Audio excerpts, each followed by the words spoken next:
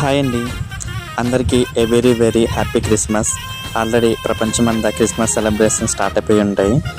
మాకు కూడా స్టార్ట్ అయింది. మాకు డిసెంబర్ 1నే మండల్ క్రిస్మస్ జరుగుద్ది మా ఏరియాలో.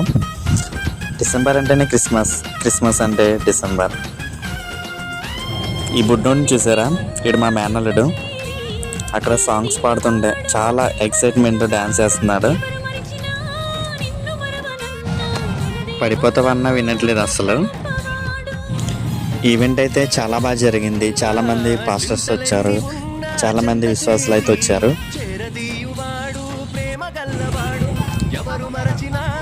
వాక్య సందేశం అయితే చాలా అంటే చాలా బాగా చెప్పారు. నెక్స్ట్ క్యాండిల్ సర్వీస్ అయితే జరిగింది.